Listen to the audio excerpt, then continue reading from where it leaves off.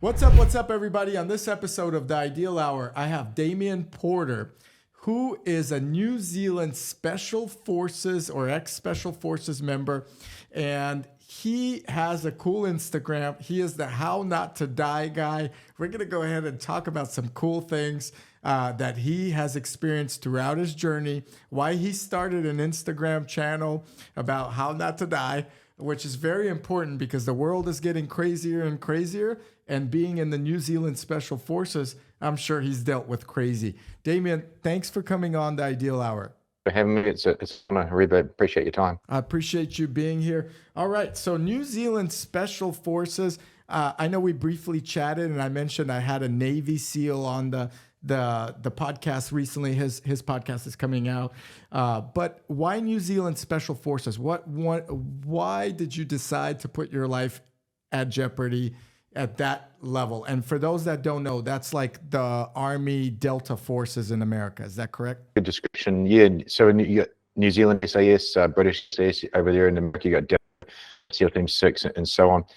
Yeah. Look, I just wanted to push myself, serve others, and I was already, and that, interestingly enough, people don't realize that's a job to serve. To serve others, not just to serve, which has no real meaning. But one of our tenets in the unit is the unrelenting pursuit of excellence. So I want to be my best, and the top tier unit in the military is the New Zealand SAS. 2005, they started a counter-terrorist team, which is like your who did the hostage rescue, something like the hostage rescues you saw in Iraq and Afghanistan with 6 and Delta.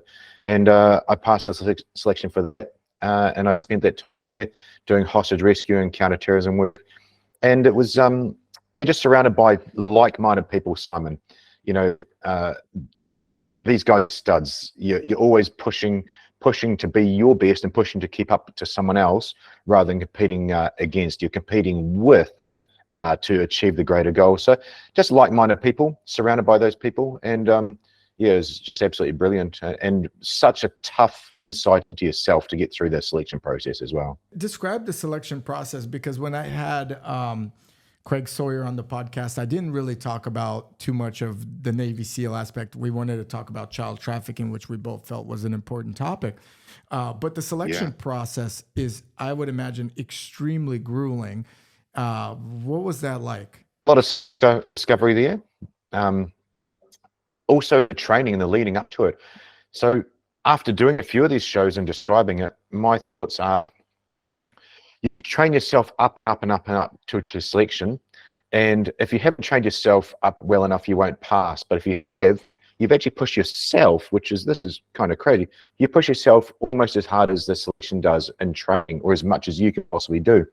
But then selection takes you. Did you ever want to give up during that selection process? Like, in your mind, did something ever come in like, hey, why am I doing this? I want to quit. Stoppage moment. And it's great that you brought that up, because I think everybody honestly goes through that. Some people that write the books, they don't. But I think most people do. I got to a stage, I think it was about 3 or 4 days in, and it was 3 a.m, hypothermic, ready to pass out. My moment, Simon, was, if I pass out, I pass out. If I don't, I'll take another step forward. And we were all standing in front of instructors, and basically what I said was I was ready to die at that stage.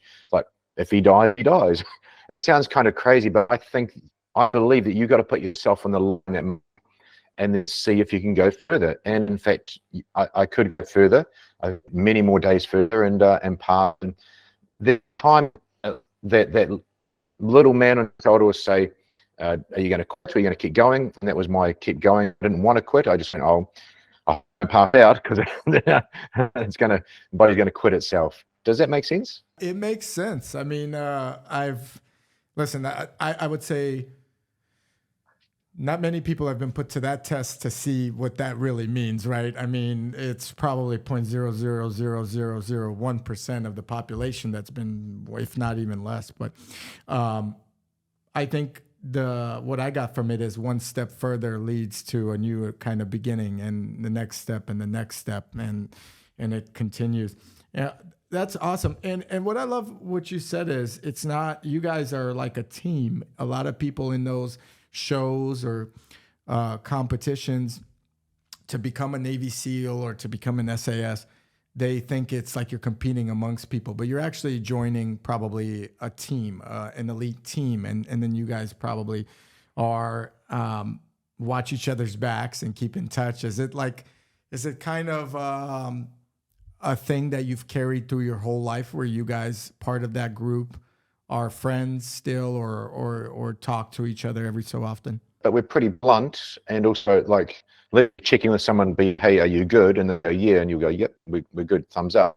We're pretty blunt and short, but we do really care.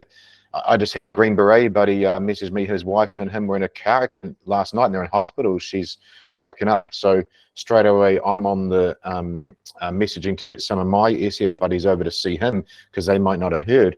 We're pretty tight. The difference in what I did with the counter-terrorist team was we were joining a team. The SAS operators that do the main roles, they're in a team, but they're in smaller troops and so on. We were actually a part of an amazing terror team with, I can't say how many people were in it, but the sum of the parts is greater than the whole. Literally, when you got us together, the team was not arrogant because not on me. The team just did things that I could not believe was humanly possible.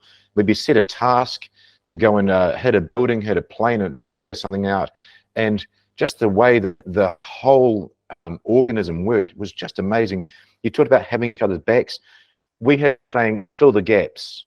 And you'd be looking to fill the gap before the gap was even there. Synergistic working more. It's almost it's movie-like what you're describing. I mean, it's preparation and execution at its highest form, and it sounds amazing. I'd love to hear more about it as we go along. Now, you've obviously kind of retired from that life, and then you've not only you have your own podcast called Straight Talk Mind and the Muscle Podcast. Is that correct? Yeah, Straight Talk Mind and Muscle Podcast. Great to people. What inspired you to, you mentioned you're not writing a book, but what inspired you to do a podcast or two, actually? I know how hard they are to maintain, and you're doing two, which is impressive. Yes. So there may be some communication breakdown there. I've got one podcast, the Straight Talk Mind and Muscle Podcast. I started 7 years ago, Simon, and I just interviewed on Facebook Live. You remember when that was a thing? A buddy of mine in America, he was a Green Beret, a former Green Beret, and it was just really popular. And I found talking to people was interesting, and I just kept on going. The other day we had the All Blacks rugby coach on, and another SEAL Tactics guy, and they have world record holders. And what inspires me is sharing their story. So the interviewing side of it, asking the right question, get the story out for the listeners. And then the side effect that I didn't know, Simon, was there's connection. So I'll someone on the net, who did I interview the other day? So there's a guy called Matt Thomas. He's with the Pinell County Sheriff's Office. And one of my buddies is all over the YouTube, Firefighter with Frank. So we've seen these guys on YouTube, and then suddenly you're in front of the camera, talk with them, and they become friends. So the connection there is brilliant, and it's part of what we need as humans going forward. Connection, identity. I love that. And there's definitely an interesting connection in law enforcement up until all levels, and such a camaraderie and respect. That's great. You also started the How Not to Die guy on Instagram. I think that's so catchy, by the way. I truly love it. And I think it's important. You mentioned LA County, California. You mentioned, how dangerous life is. It's getting even worse. We're near Oakland, California. You probably see this on the news. One of the worst areas. I was actually watching a Dave Chappelle special. I couldn't fall asleep, and I was watching it at night, and he made fun of Baltimore, Maryland. And he said Baltimore, Maryland was so bad that Tupac, the famous rapper, and his mom moved to Oakland, California, which is just as bad, right? It's like a gangland kind of scenario. Business is closing. The How Not to Die guy. What is that about, and why start it, and how did you think of the name? How did I think of the name? Okay. So, as I said before, we serve in the military, and especially in the special forces. We're there to serve others and help others. And a lot of guys that have got Delta 6 and so on, um, they've used their special forces training experience in help others. Now, one of my first big guests was Pat McNamara, and if anybody wants to Google base dude stuff, really cool guy. And he's reaching out to kids and grown-ups and everybody with his little videos. It's a fun way to use his special experience to help others. And I love the self-defense side of things. And I think the mistake people make is they try and copy someone else. So I didn't want to copy the other guys. And I realized that, okay, I can teach you this really cool unarmed combat and teach you how not to die.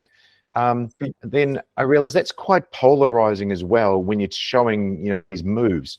So how it started, Simon, was I just did a video one day, get in my car, lock the damn door, and that's going to change the bad guy's mind that might want to carjack your road rage. Just change your mind. It's not perfect. I mean, perfect is when you use your vehicle as a air quote tool, but it might change a bad guy's mind. It was a soft way, especially the females, to realize, hang on, I can do that. Don't have to go to some big scary. I know you're into the sport, BJJ dojo with these sweaty guys. Don't have to have some gun guy show me something. I can lock the door, and that might help. And in actual fact, it will. Why not empower these people with something they can do that's going to help them a little bit more than what they had before? So come up with How Not to Die. Hang on a sec, got to be better than that. How Not to Die guy was really catchy. Threw up a website with the self-defense courses there, and had amazing feedback. When you get feedback, and again, hopefully not coming off as arrogant, but one guy said, "You saved my life and my parents." One of the videos I did was, you go inside your garage, hit the roller door, watch the roller door hits the bottom and is closed.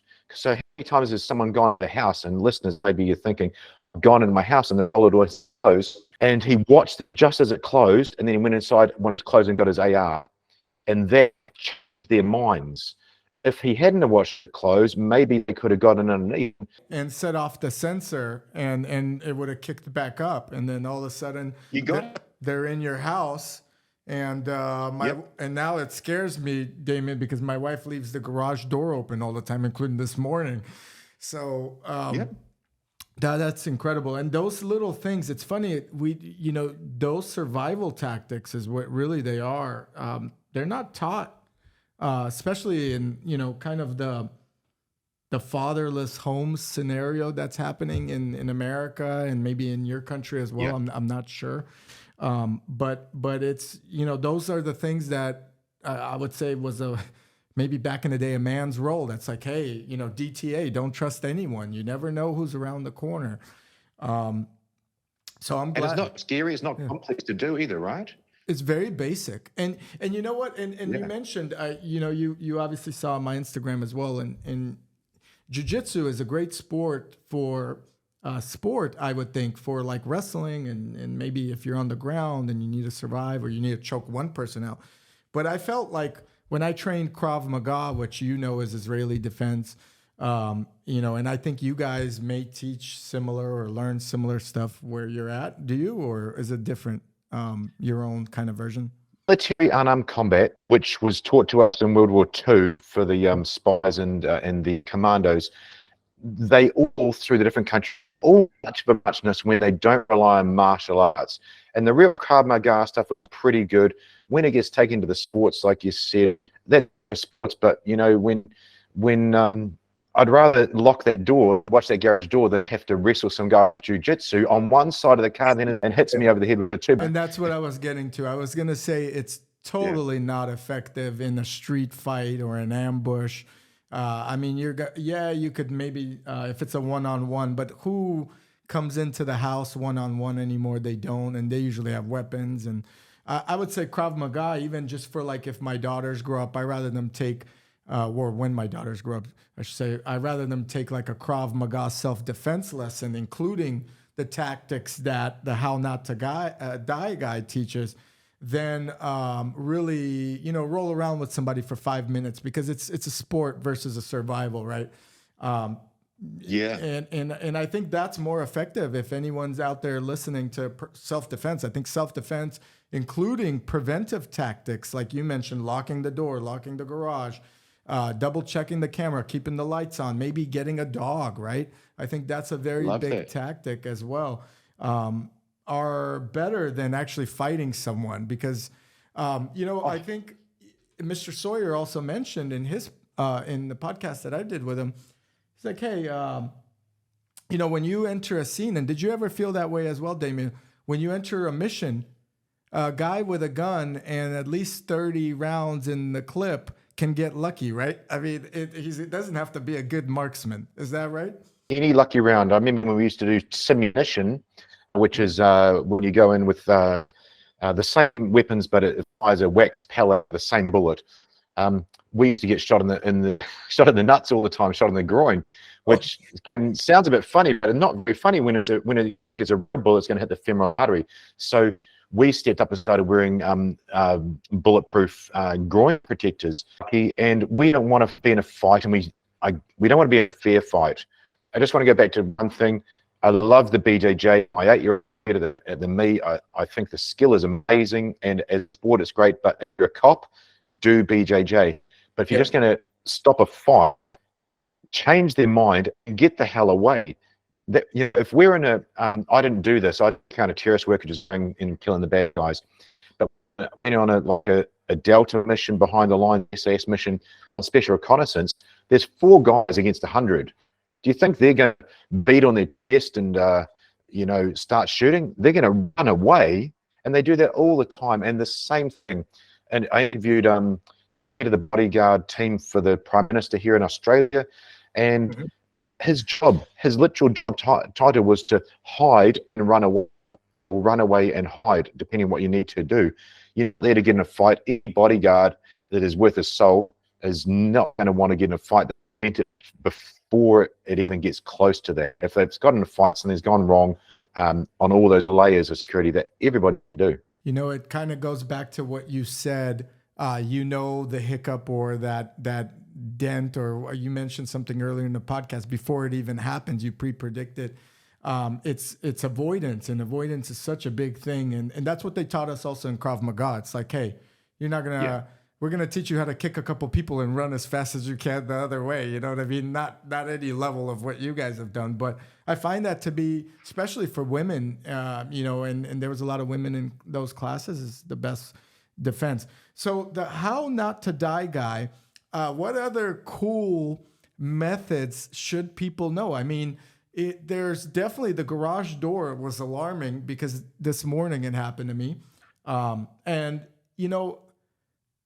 It never, and people brush it off, but someone once told me as well, it's like, it doesn't matter until it happens to you, and then you never want to be experiencing that, right? That aspect of life.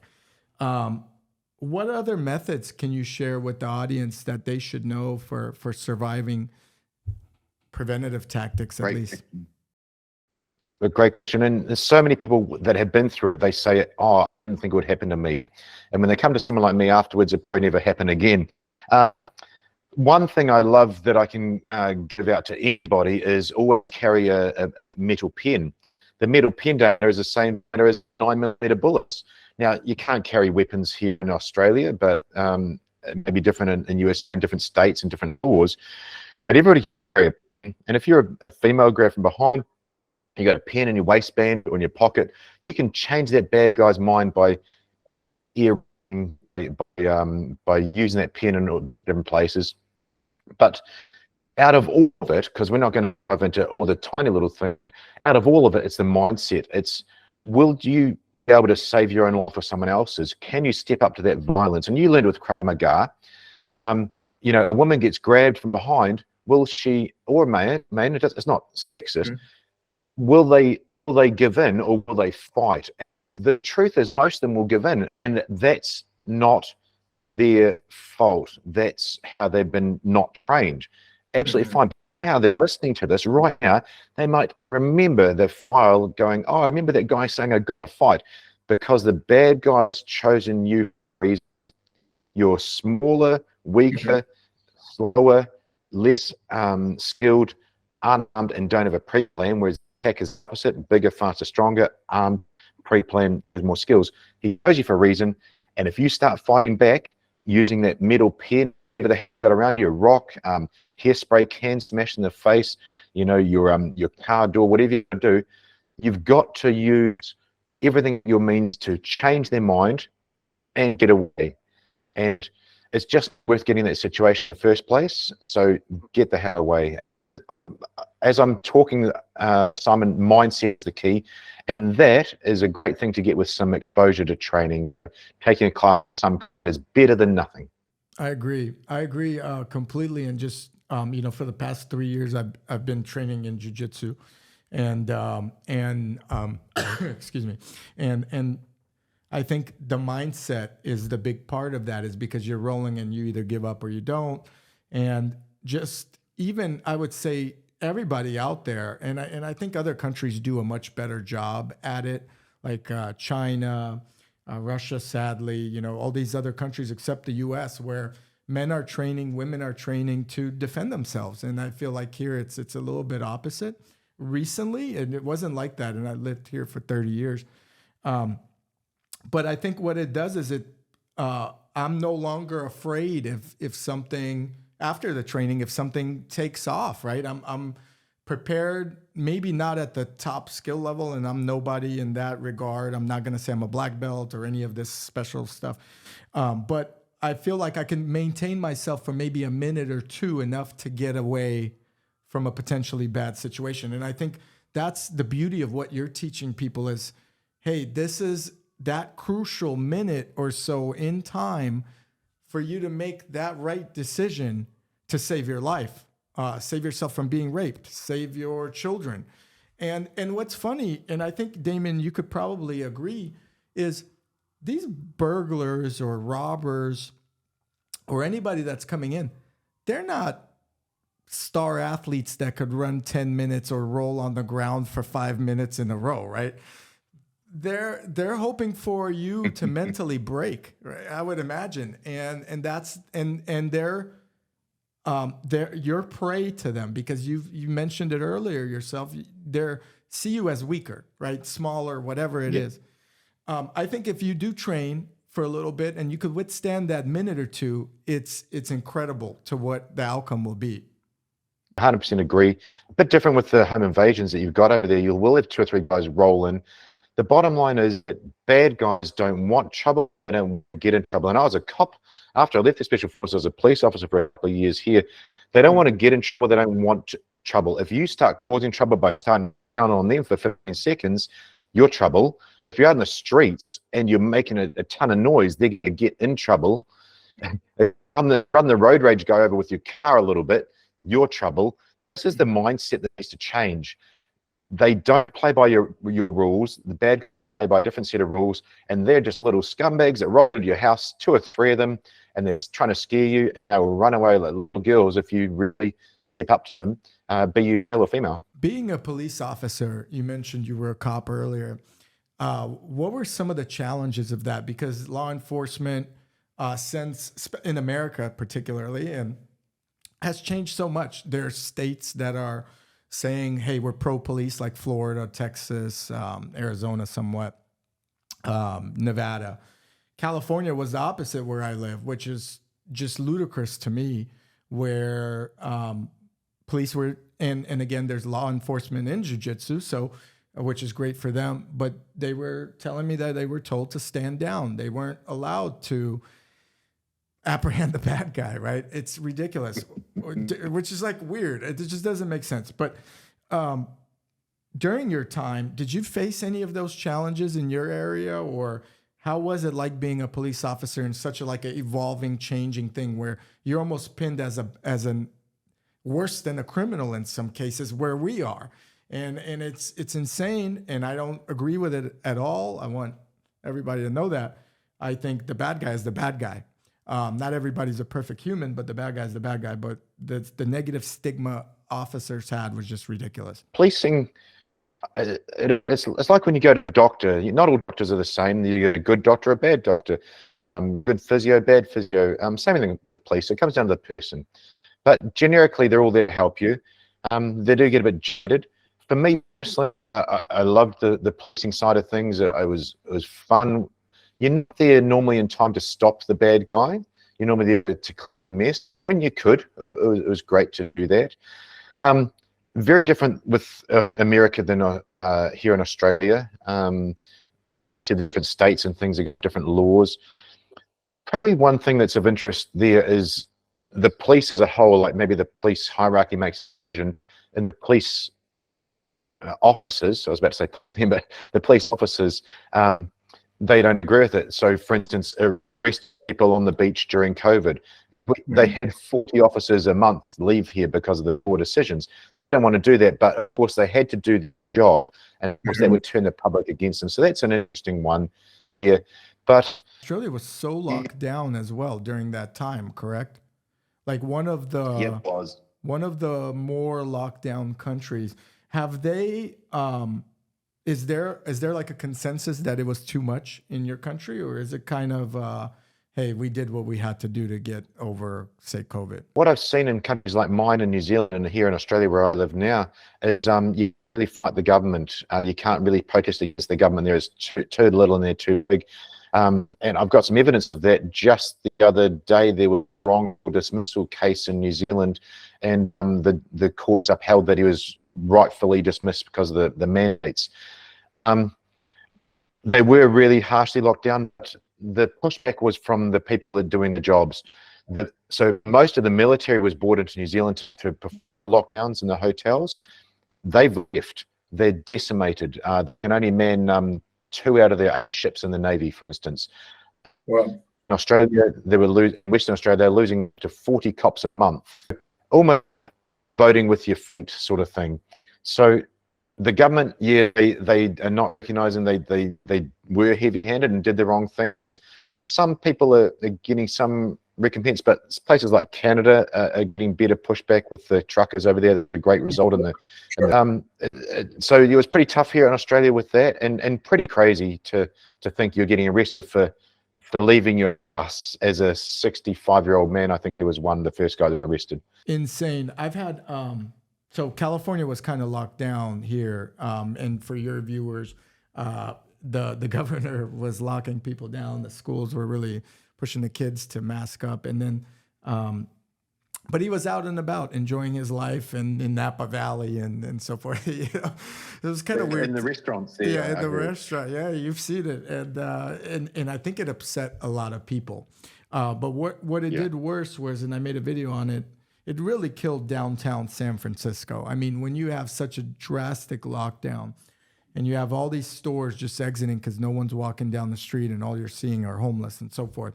And I feel bad for the ma and pa shops that were making sandwiches for all the workers and all this.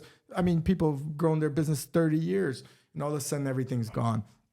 But, during that time, it's interesting how a lot of people were just so conforming and accepting of that behavior. And of course, you mentioned they probably don't know what to do. And it's very similar in my mind of what we earlier talked about, which is the behavior of a person that's being either attacked or not. Do they like accept it and just I don't know what to do, or you know what I mean? And I saw in Australia, I don't know if you were there at the time, there was a woman that posted something on her Facebook. She was a pregnant woman, I believe, and she got arrested for posting something like against COVID or whatever it was. And I was like, this is crazy. I was like, it reminded me of what my grandparents would tell me about Russia. You know, how Russia was, if you went against the government or you said something bad, they would really come after you, and they'd show up in the middle of the night. My grandpa, on my wife's side, said his dad went missing for 4 months. They didn't know if he was dead or not, and you couldn't communicate with anybody. They came in the middle of the night because he had extra like food or something like this, reported by a neighbor. And there's a common trend here, right? They were telling us report by the neighbor, or tell, don't have too many people at Thanksgiving or whatever. It was crazy. Yep. All right. Well, I'm glad. Hopefully, we both never have to live through that again. That was a weird time. Let's talk about high pressure situations. You've obviously been in some crazy high pressure situations. We're not talking board meetings. We're talking like life or death. How should someone handle a high pressure situation in your mind, whether it's in a board meeting or whether you're getting attacked or in your Spider-Man senses going off? I love those. There's three things there. The bottom line with that is, how should they? I think the question is better asked by the listeners to themselves. How will I? And I guarantee you will only react to how you have been exposed. There's a quote, you'll drop to the lowest level of training. That doesn't mean much, but if you've never been exposed to pressure, you will not react appropriately. You will not step up past that. Sometimes people do. There's a great book by McDougall in the Natural Born Heroes, McDougall, and he talked about some heroes that step up, like the grandma who is a teacher and she fights off a knife-wielding attacker. But listen, how to react to a high-pressure situation. Experience a little bit of it before you've been in it. Board meeting and having a argument, you'd rehearse that in some way prior, at least in your brain. Simon there practices BJJ, which is rolling around with big steady guys that are stronger than him and better than him. He practices wrestling. We would roll into your building and save you from the terrorists, shoot all the bad guys, and we would do that by practicing over and over, and we do millions of rounds a year, and we'd be exposed to explosions. You have to practice beforehand, and then when you're in it, you've got some form of training. 1 day, 1 year, 10 years. When you're in it, control the controllables. So if you were looking for a take, if you're not going to go and experience something, control the controllables. What you can't control, you have to accept. Control what you can. The first one is yourself. And other thing with high pressure situations that people don't realize is something called mirror neurons. If you start getting angry at me, Simon, my brain immediately, these mirror neurons will start to mirror that. So the classic one is, and people often do this in guy stuff, you get in a wrestling situation, the guy hugs you hard, you hug them back harder. Why would I do that? I'm half as such, and it's very normal. It's literally in your brain. Well, then let's step back and have some control over that. So controllables, expose yourself prior, and then if you can, maybe rehearse some of those outcomes before you go into this situation. You're going to a job interview, you've rehearsed a little bit, and they might say something. So prior preparation, what is it? The 7 P's, proper prior preparation for poor performance. Yeah, I mean, that makes sense. It kind of makes sense to what you're also talking about with the how not to die, and maybe getting even some basic training, basic strength training. And even goes back to the boardroom. You're right. You could totally visualize yourself with your boss there, your subordinates and your higher ups. And you could even visualize maybe them being harsh on you and understanding how you would respond, or a positive, and how to respond to that. Because people don't know how to take criticism or kudos anymore, or congratulations. Mental tools for everyday life. You're older than I am. I'm curious. I love talking to older individuals. A lot of my friends are starting to become older than I am, and I'm grateful for that because they've experienced things I will experience. What are some mental tools for a man, and as they go through life and through different stages of their life? I think that I personally want to know, and I'm sure the audience as they grow older as well. So I think the controllables applies across a lot of life, because you can't control a lot of things, but you talk about visualization, and the classic experiment was the basketballers, some visualize, some actually practice baskets, no basketball practice at all. And visualization people are just as good as those who scientist. And Michael Jordan, for your listeners thinking back to USA, same thing, visualization. You can visualize your life. I visualize myself being in special force, run through. I'm in a helicopter about to jump out the thing with, we'll do pounds, maybe 30 pounds of gear on me. At one stage, I had 50 pounds. I'm going to go down on my hands. And if I don't hold on properly, I will die. I'll be in the helicopter for 30 minutes visualizing the 50 seconds I have to do to get out of the helicopter. Because it's pretty important that, to me, that I don't die. So I'm visualizing over and over. I'll go to sleep for a little bit, hopefully not fall out. Then I'll visualize again. Visualize, visualize, visualize. So control the controllables. Visualize what you want to happen. And one that I just got from an older guest of mine, Steve Hansen, the New Zealand All Blacks coach for many years, is my reaction going to harm or hurt the situation? His example was on the field, there's a bad decision, the players are kicking off, and imagine if they look up at the big screen and they see me in the coach's box going off. It's not going to help them. He doesn't have that decision. I thought to myself, hang on, I can use that for my parenting. And my personal opinion is being a good parent makes a better human. Parenting, I go, hang on, if I kick off here, is it going to help the situation, help my child, or is it going to hurt my child? The last thing you want to do is have to apologize for hurting your child from your words. So I think if you can take a pause, and it's not easy and it's not always possible, if you can take a pause and go, is my action about to make the situation worse or make it better? Then we can take our ego out of it a little. So those are mental suggestions to help for anyone, and I'm not an expert. I try and practice them, and I'm trying to get better than myself as well. I love that. No, I appreciate it. I mean, being a police officer, also in the SAS, you needed to know how to keep calm or control even yourself. I mean, at one point you have to say, hey, especially in the SAS, you're a weapon. You know, it's you're a dangerous person and you're in danger, and you have to control yourself. What I learned from that is, including talking to my children or any situation, is do not amplify the situation. You have to be the reason and the leveler of like anything that you do, kind of. Thank you for sharing that, Damian. That was kind, and I'll remember it forever, and I know the audience will too. Let me ask you another question.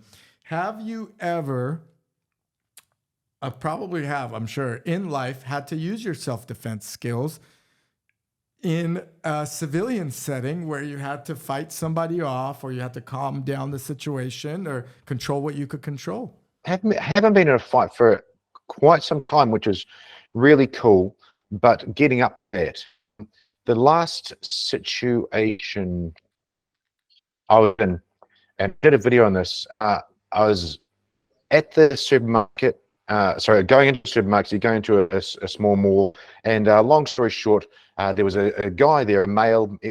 He was probably about 18, 20, but he looked young like a boy to me. And there was some ego coming in there. I've gone, that's a kid, so not a big deal. And I looked in the wrong way and for too long, and I shouldn't have. I should have known better. And he started to make the noises. And I say these noises because actions speak louder than words. He was just getting a yappy like a dog and getting a bit afraid. He was being mean. And he's like, oh, what are you looking at? And I'm like, oh, I'm walking away, which is good. Listeners, walking away is good. Whatever you want. And I could have sort of beat my chest. You know what happened? As I walked in, he was no longer a threat. I still had him in the side of my eye. I walked in, out of the sliding door, two of his friends came. Two of what? Two of his friends came out. Oh, two of his friends. So, yeah, if I'd been a dumbass and I'd wanted to him, so I didn't have to use the hands on things there. And then more stuff in a civilian situation. I had to arrest a guy outside my house the other day. That was kind of fun, and talking to him a little bit, and then throw him in the car. But I'm happy to say that I haven't used my hand-on skills, because I've managed to figure it out. It's a puzzle before it gets to that. So I've been really happy to not get to that situation. And I mean, it's kind of weird as I'm saying it. I don't know if the listeners are getting it, but that's how it should be. If it's gone hands-on, someone's crashed through your door, or something's gone a bit wrong. because you shouldn't really have to go that way. Simon, I was talking about this with someone the other day. The hands-on skills I have to use most often, I've had to pull the trauma kits out of my car 11 times. I've had to pull tools out of my car. So the hands-on skills immediately have been for first aid rather than for fighting and violence. So no, that's something people can take away. I think this is something to take away. I think the biggest takeaway is be ready for when something explodes, but your goal is to not have it explode at any moment in time and really just live to see another day, because it sounds to me that, and it kind of the same consensus I'm getting from individuals with your type of level tier 1 training is just be prepared, but pray it doesn't happen. And that's kind of the goal, or do everything possible, I should say, not just pray that it doesn't happen, including controlling yourself and the other individuals. So that's awesome. Thank you for sharing that. Now, in our bio, it says that you've became a firefighter as well. Is that true? Or 3 uniforms in the closet, and special forces or military, sorry, and then police, and then firefighter. I've been a firefighter for like 12 years now. Wow. And you fought some fires? Oh yeah. You never know what you're going to get. It's like boxing. You don't know what you're going to get today, but yeah, I've been and done a few things there for sure. Oh my gosh! And so you have no shortage of Halloween costumes if you need to get one on inside there. That's great. Let's talk a little bit about health and fitness. You have a podcast, which is the Muscle Podcast as well, as part of what you're doing. You look fit. I don't know. I can't tell how big you are of an individual. I'm not that big of a guy. But meaning like tall and, wide and all that. What are some secrets to growing older and making sure that you remain fit and capable? Question before, I would say consistency and just getting good information. I think I was going to put a post out this the other day, getting good information from good people. So I've been lifting weights since I was 13. I did it a silly way. Became an international bodybuilding champion, self-discipline, but it was very unhealthy. Many years from I was getting back to health with it in the right way. So consistency is key. I do exercise every morning. Just a movement outside. I take my body outside. We do a couple little, exercises and carry mine on. And then getting information from the right people. So again, example, I was taught at 13 by my dad. God bless him. Rode with your triceps. That's not true. So how about some science? Going and getting clear information about nutrition, about movement. I say movement because that can be a form of exercise, whatever you want to encompass. If you want to encompass Krav Maga's movement, weightlifting movement, calisthenics movement, Pilates movement, get good information and don't be dogmatic. Don't go down who's the guy that Dana White, Gary Brecker. Gary Brecker, he's got some great information, but he actually has some outright lies along with some misinformation. So therefore, people think that all the stuff's true and they believe the one person. How about use science, which science doesn't care about feeling or who you are. Just use the science and learn that from someone well-rounded without a bias. Without someone trying to do it for clickbait. It's interesting. These influencers nowadays, they get to a level where they almost feel like, well, probably what they say, they believe it to be true now, even if it's not proven. But there's no it's almost like a bit of a brainwashing. People don't question things. It's weird. And you're right. You got it.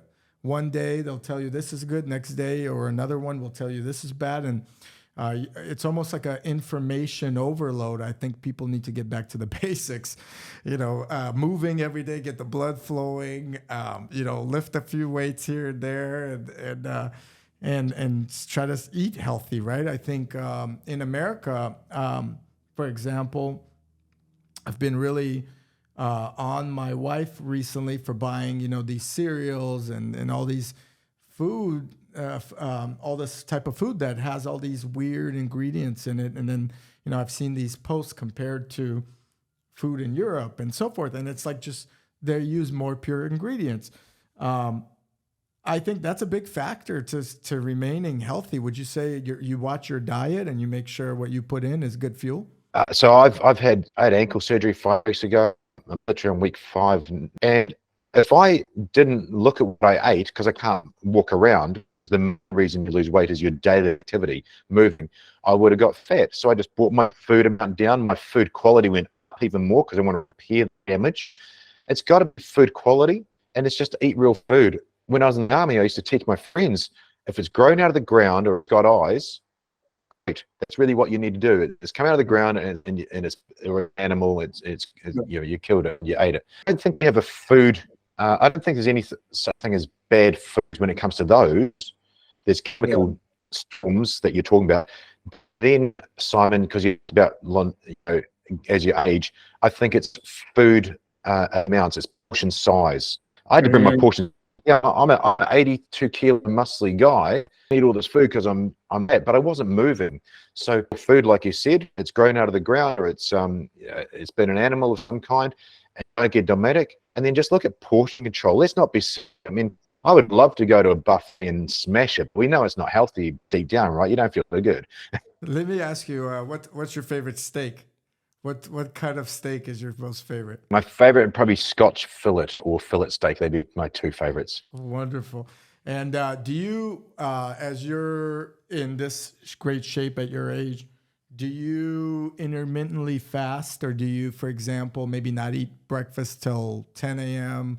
or you just kind of make sure you proportionate everything throughout the day? Probably a bit the latter, proportionate. But again, for the listeners, I try not to be dogmatic. So fasting is a tool. Fasting could be a great thing to use for certain things. I've got a friend who's got a movie audition on Saturday. He's about 4 kilos. Well, we're just going to make him starve for about the last 3 days. He'll lose a little bit of weight. It's not very healthy. Yeah. For me personally, I eat high protein to keep the muscle on me, and I'm older. I'm 50 years old. Reduce stomach acid, need a higher protein intake. So high protein, and whichever one I feel better on the day. And say if I'm doing more movement, yesterday was swimming and physical therapy, so there's more carbohydrates. But fasting is a tool I might use for certain things, like coffee is a tool I might use. So rather than a dogmatic keto or intermittent fasting or 1 meal a day approach, it's using the tool for what I need at the time. And again, I think that frees things up for people. And then also food amounts. Say I'm hungry, well, I don't have to eat a big dessert. I could eat some popcorn, light calories, if I haven't if I've gone too close to my calorie needs for the day. Wonderful.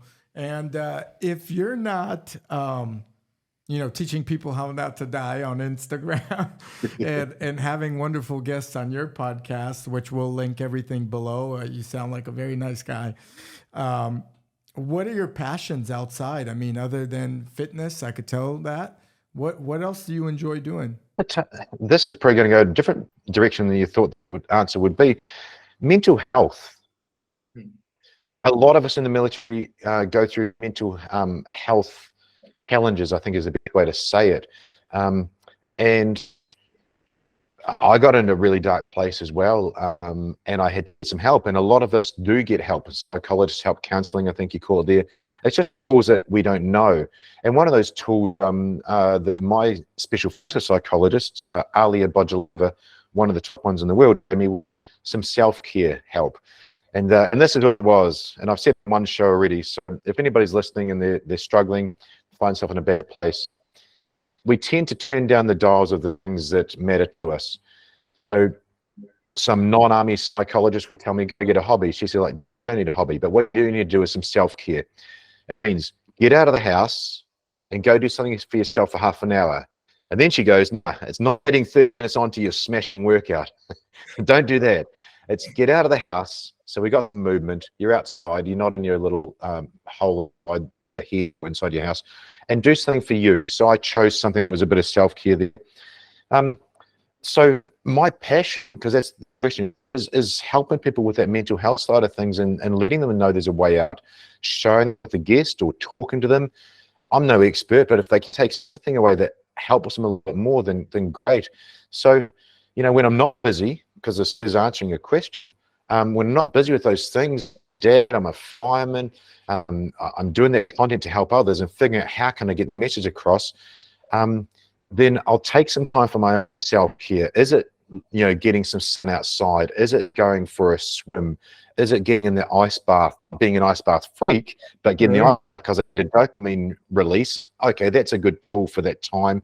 So taking those opportunities, self-care, and I think that'd be the answer to it. Self-care, and it's related to my mental health and helping others with theirs. I love that. Mental health has really not been a thing for men, especially tough men like you in the past. I think, we boiled it in, or we're always told to keep our emotions in check and so forth. And that's a big aspect. And the listeners out there with mental health, it's not just you, right? It leaks to your family, their mood. It's kind of like what you mentioned in the podcast earlier.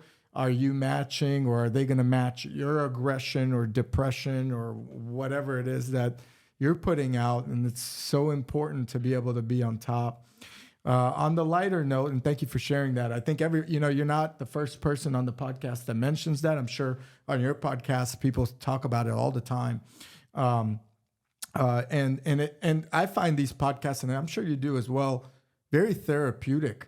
I've had people on here that are champion boxers and individuals like you that are very well trained in warfare, and they find it therapeutic. Do you also with your podcasts? There's connection there, so that's important.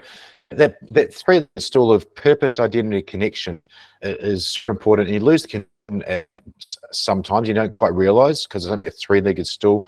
But even just talking about these, literally that's what therapy is, processing those things.